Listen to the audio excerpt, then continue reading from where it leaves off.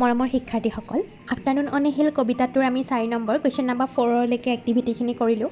5 number এক্টিভিটিটো group work সমূহীয়াকৈ কৰিবলৈ দিছে অৰ্থাৎ ফ্ৰেণ্ড চাৰ্কুলৰ লগত কৰিব দিছে কুৱেশ্যনটো দিছে discuss with your friends what you have understood from the poem and share with your class অৰ্থাৎ ক্লাছৰুমত টিচাৰৰ আগত বা ফ্ৰেণ্ড চাৰ্কুলৰ আগত তোমালোকে শ্বেয়াৰ কৰিব কৈছে ভাগ বতৰা কৰিব কৈছে কবিতাটোৰ পৰা কি শিকিলা কি জানিবলগীয়া কথা তোমালোকে পালা এইটো তোমালোকে প্ৰত্যেকে ক্লাছত কৰি চাবা নেক্সট কুৱেশ্যন নম্বৰ 6 টো দিছে write the rhyming words from the poem for the ones given below আৰু ৰাইমিং ৱৰ্ড ছন্দ মিলোৱা শব্দ যিটো এটা আনটোৰ লগত মিল থাকে উচ্চাৰণৰ মিল থাকে গতিকে কবিতাটো তেনেকুৱা ধৰণৰ বহুত কেইটা আছে ব্ৰাউন সাউণ্ড হ'ব টাউন হ'ব ডাউন হ'ব স্কাইছৰ ৰাইট হ'ব আইচ হ'ব ৰান শব্দটোৰ ফান হ'ব চান হ'ব ওৱান হ'ব এনেধৰণৰ শব্দবোৰ তোমালোকে কবিতাটোৰ পৰা সংগ্ৰহ কৰি লিখিবা 7 read the following phrases from the poem clips and clouds watts and wind mark with must be mind here the poet has use a literary device called alliteration for special effect ইয়াতে কবিয়ে কবিতাটোত alliteration যিটো ভাষাত ব্যৱহৃত এক অলংকাৰ যিদৰে আমি নিজক ধুনীয়া দেখিবৰ কাৰণে খুব সুন্দৰকৈ সাজি পাৰি অলংকাৰ পৰিধান কৰোঁ ঠিক তেনেকৈ ভাষা এটা সুন্দৰকৈ সজাবৰ কাৰণেও অলংকাৰৰ প্ৰয়োজন হয় যাক কোৱা হয় alliteration it is the repetition of consonant sounds at a beginning and two or more words ইয়াতে কনসনেন্ট বিলাকৰ ৰিপিটিশন হৈ থাকে অৰ্থাৎ উচ্চাৰণৰ কথা কৈছে সহজ ভাষাত ক'বলৈ গ'লে একে ধ্বনিৰে আৰম্ভ হোৱা শব্দৰ পুনৰাবৃত্তি অৰ্থাৎ বাৰে বাৰে পুনৰ আবৃত্তি হৈ থকা ব্যঞ্জন ধ্বনিৰ ব্যৱহাৰ ইয়াতে লক্ষণীয় আমি যদি উদাহৰণ দিওঁ তেতিয়াহ'লে টল টাৱাৰ্ছ হয়নে blue bird red roses dirty dog fresh food loud laughter happy house ইয়াতে তোমালোকে লক্ষ্য কৰিবা ৰেড আৰ দি আৰম্ভ হৈছে আকৌ ইফালৰ ৱৰ্ডটো roses are then dirty D ইফালে ডগ ডি কনচনেণ্ট ৱৰ্ড আমি ব্যৱহাৰ কৰিছোঁ এইদৰে তোমালোকে নতুন নতুন শব্দবোৰ শিকিবা আৰু এই শব্দবোৰৰ প্ৰয়োগ কৌশলসমূহো আয়ত্ত কৰিবলৈ চেষ্টা কৰিবা Next question number 8. I will be the gladdest thing under the sun. These two lines from the poem say that nature gives happiness to the poet. Besides happiness, nature gives us a lot of other things. Write down a few such things. যে I will be the gladdest thing under the sun. যে মই পৃথিৱীৰ বা প্ৰকৃতিৰ মাজত যেতিয়া থাকোঁ আটাইতকৈ সুখী অনুভৱ কৰোঁ এই কথাষাৰ এডনা চেইণ্ট ভিনচেণ্ট মিলে কৈছিলে আমি ইতিমধ্যে আফটাৰনুন অন এ হিল কবিতাটোৰ পৰা বুজি পালোঁ যে প্ৰকৃতিৰ মাজত জীৱনটো উপভোগ কৰাটো অতিকৈ সুন্দৰ আৰু প্ৰকৃতিৰ মাজত আমি থাকিলে খুব ধুনীয়াকৈ সময়খিনি পাৰ কৰিব পাৰোঁ প্ৰকৃতিৰ সৌন্দৰ্য উপভোগ কৰি ঠিক তেনেকৈ এডনা চেইণ্ট ভিনচেণ্ট মিলে কৈছিল যে তেখেতক প্ৰকৃতিয়ে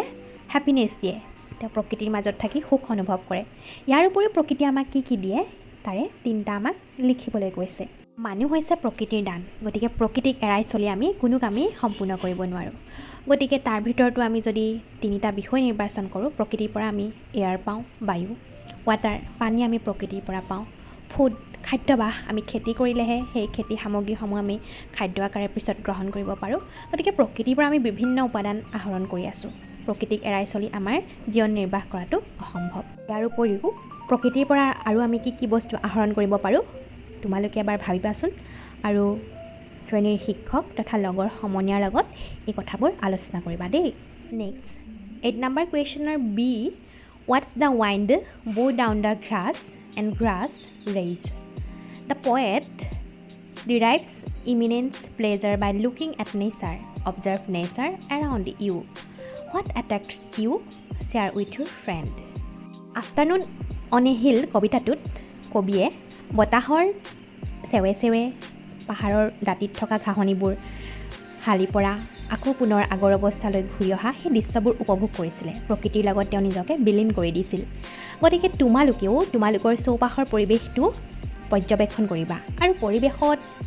উপভোগ কৰি সকলোৰে ভাল লাগে নহয় জানো আমি যেতিয়া কোনোবা এখন ঠাই ফুৰিবলৈ যাওঁ বনভোজ খাবলৈ যাওঁ তাৰ নদী বতাহ গছ গছনি জীৱ জন্তু এই সকলোবোৰে আমাক আমোদ দিয়ে গতিকে তোমাৰ চৌপাশৰ পৰিৱেশটো পৰ্যবেক্ষণ কৰি তাৰ কোনটো বস্তুৱে তোমাক আটাইতকৈ আকৰ্ষিত কৰিলে সেই সম্পৰ্কে তুমি লগৰীয়াৰ লগত আলোচনা কৰিবা আৰু লগৰীয়াসকলকো তুমি উৎসাহ প্ৰদান কৰিবা প্ৰকৃতি থাকিলেহে মানুহ থাকিব গতিকে আমি সকলোৱে প্ৰকৃতিক সন্মান কৰাটো আৰু প্ৰকৃতিক ভাল পাব পৰাটো এটা ডাঙৰ গুণ next question number 9 look at the picture and write description about it you can use the ideas given in the box মই আগতেও কৈছোঁ যে এইবাৰ তোমালোকৰ ইংলিছ বিষয়টো কিন্তু এক্টিভিটি বেছড তাতো দিছে যে এখন তলত খুব ধুনীয়াকৈ পিকচাৰ দিছে ছবি দিছে নহয়নে এই ছবিখনত প্ৰাকৃতিক পৰিৱেশ এটা দিছে তাতে লক্ষ্য কৰিলে দেখিবা সূৰ্যোদয় গছ গছনি নদীখনত পানী বৈ থকা চৰাই চিৰিকটি ফুলনিখনত ফুল ফুলি আছে আৰু সেউজীয়া ঘাঁহনি তাৰ মাজতে তোমালোকৰ নিচিনা এজন ছাত্ৰই প্ৰাকৃতিক সৌন্দৰ্য উপভোগ কৰিছে এতিয়া আমাৰ কাম হ'ল তলৰ বক্সৰ ভিতৰত যিখিনি বাক্যাংশ দিছে beautiful sunrise beauty of nature এই কথাখিনি আমি ধুনীয়াকৈ সজাই পৰাই এই চিত্ৰখনৰ ওপৰত বৰ্ণনা কৰিবলৈ চেষ্টা কৰোঁ আহাচোন এই কথাখিনি আমি সজাই চালে দেখা পাওঁ বিউটিফুল ছানৰাইজ অৰ্থাৎ ধুনীয়া সূৰ্যোদয় যেতিয়া বেলিটো ওলাই পুৱাৰ সময়খিনি তোমালোকে লক্ষ্য কৰিছানে খুব ধুনীয়া লাগে আৰু ৰাতিপুৱা সোনকালে শুই উঠাটো কিন্তু অভ্যাস কৰি ল'বা ব্ৰাইট ছানি মৰ্ণিং এটা সুন্দৰ ফৰকাল ৰাতিপুৱা breathtaking view bird chirping চৰাইবোৰৰ শব্দ ফ্ল'য়িং ৱাটাৰ নৈখনত পানীবোৰ বৈ থকা দৃশ্য flowers in bloom vibrant colours ফুলবোৰ বিভিন্ন ৰঙেৰে ৰঙীন হৈ আছে beauty of nature nature at it is best আৰু প্ৰকৃতিৰ সৌন্দৰ্য সদায় মোহনীয় সঁচাই অপূৰ্ব question number 10 find words related to nature in the grid and encircle them one is done for you বিভিন্ন বৰ্ণ দিয়া হৈছে আমি জানো 26টা এলফাবেট আছে এই 26টা এলফাবেট দিয়া হৈছে ইয়াৰ পৰা আমি নেচাৰৰ লগত জড়িত কিছুমান শব্দ তৈয়াৰ কৰিব লাগে তোমালোকে বুজি পাবৰ কাৰণে ক্লাউড অৰ্থাৎ ডাৱৰ কৈ দিছে বাকীখিনি শব্দ আমি নিজে তৈয়াৰ কৰিব লাগিব তাৰ ভিতৰত ছান হ'ব ৱাইণ্ড ক্লিপছ গ্ৰাছ আদি শব্দ ইয়াৰ পৰা আমি প্ৰস্তুত কৰিব পাৰিম আৰু তেনেকুৱা ধৰণৰ শব্দ নিশ্চয় ওলাব তোমালোকেও এবাৰ চেষ্টা কৰি চাবা next question number 11 in a group discuss with your friend how you can take care of nature you can use the ideas given in the cards যে তুমি সমনীয়া সৈতে আলোচনা কৰা প্ৰকৃতিক ভালদৰে সযতনে ৰাখিবৰ কাৰণে কেনেকুৱা ধৰণৰ ব্যৱস্থা তোমালোকৰ সকলোৱে মিলি হাতত ল'বা আৰু এইসমূহ তোমালোকে এখন এখন কাৰ্ডত ধুনীয়াকৈ লিখি প্ৰস্তুত কৰিবা ইয়াতে কিছুমান